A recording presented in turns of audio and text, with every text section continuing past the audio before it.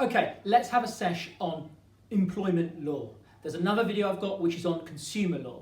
Check that one out. Let's go. So employment law, so laws for employers. There are three main ones that you need to know. They are the national minimum wage, and a bit of that is called the national living wage. I'll get to that in a bit. You've got the Equality Act, and you've got the Health and Safety at Work Act. They're the three that you need to know. I've built a grid here. So name of the law, we've looked at those three. What is it? Pros of doing it, the cons of doing it, and the key thing is the impact of not doing it. So we'll start with the national minimum wage. The national minimum wage, introduced in 1998. Pretty much it is employers have to pay a certain amount of wage to their employees and they can't go below that. For 16 to 17-year-olds right now in the UK, that is £4.20. 18 to 20-year-olds, that's £5.90. 21 to 24-year-olds, that is £7.38 an hour. The national living wage was introduced in 2016, and that is pretty much like the national minimum wage, but it applies to 25 and over, so people that are 25 years old and over. And at the moment, it is £7.83 an hour that employers have to pay to their employees. And that is the national living wage. So essentially they're sort of the same thing, it's just a special name for a different category, is the national living wage. The pros of doing it. Well, let's face it, they have to do it, it's the law. But here are the pros of having to do it anyway. So increased pay for their employers. You could argue, now they've got increased pay, they've got increased motivation. If they're increased motivated, then they might have higher productivity. Higher productivity, maybe the workers will do, make, sell more than they did before with the introduction of the law of the minimum wage, the national living wage. However, you could argue that monetary benefits sometimes are just a short-term way of motivating your staff, and in the long run, it won't really make any difference. They won't be more motivated in a few years from that pay rise. The disadvantages, the cons of having to bring in the national minimum wage or national living wage. Well, it's likely it's going to increase your labour costs because you're going to have to pay your people more per hour. That's going to lower your profits. And if you're not happy with that as a business, you might say, well, these extra costs that we now have to pay, we're going to just put that on the price to keep our profits the same. So a company might increase their prices, and that could result, however, in their sales being reduced. Likely if it's a luxury good. However, if it's an essential good, well, if the price goes up, some people will still buy it. And it might be a fact that it doesn't actually make that much difference. So an evaluation depends on the type of good. Is it an essential good or is it a luxury good? Check out that video for more information there. Impact of not doing it.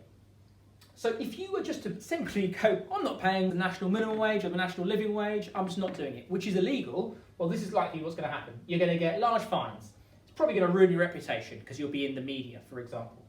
It's not ethical, you're breaking the law, and it's very likely, as you've ruined your reputation, you're going to get lower sales. So the Equality Act is the second piece of regulation law that you need to know.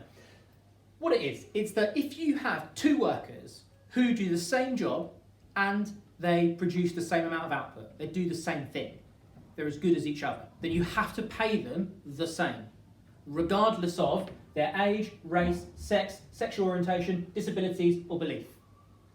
Have to pay them the same. That is the Equality Act. Pros for that. So the pros of doing it. Well, could argue creates a diverse workplace.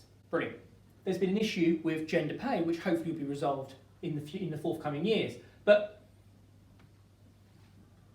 the quicker a company solves that problem, perhaps the higher their reputation will be. So there are some companies, if they're to solve the gender pay gap and be very transparent about it, that's only going to help their reputation. Next one is the cons of doing it. Staff training. If you bring in the Equality Act, then you've got to train your staff in how to apply that act. Staff training, more costs. You might need to write a handbook on that policy, a handbook on the Equality Act for your particular business. That's just more costs, more time involved for doing that. Impact of not doing it. Well, if you don't follow the Equality Act, then you're basically discriminating against your employees. If you do that and you're found guilty of doing it, well, then you're going to have to pay compensation to your employee that's been discriminated. And that could, if it gets in the media, could just lower your reputation, lower your sales, lower your profitability. Could ultimately be the end of you in some companies. Health and Safety Work Act is the third. So this is all about safety. So firms and workers must take responsibility for health and safety. So firms and workers, so employees and employers have to take responsibility. The pros of doing it. Safer workplace. If you're making the workplace safe, then it's likely that your absenteeism will be reduced. That is, people that are not coming to work, they're more likely to come to work now, and because they're coming to work, it's going to lead to greater productivity. So, the cons of doing it. So, the cons of doing Health and Safety Act is staff training. Again, you're going to have staff training on how the Act actually works. What are the health and safety regulations? That's going to lead to greater costs. You might need to write a handbook on the policy. That's going to lead to greater costs. So, the impact of having to do it is more costs.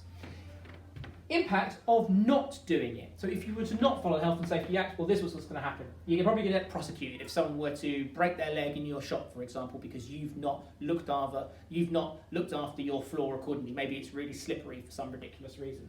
Or likely you get prosecuted, a lawsuit, you might have to pay compensation, it's going to smash your reputation, it's not going to be good for it, could affect your sales, could affect your profit line, could actually be the end of your business.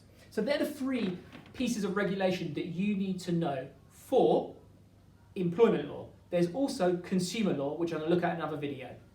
Good luck.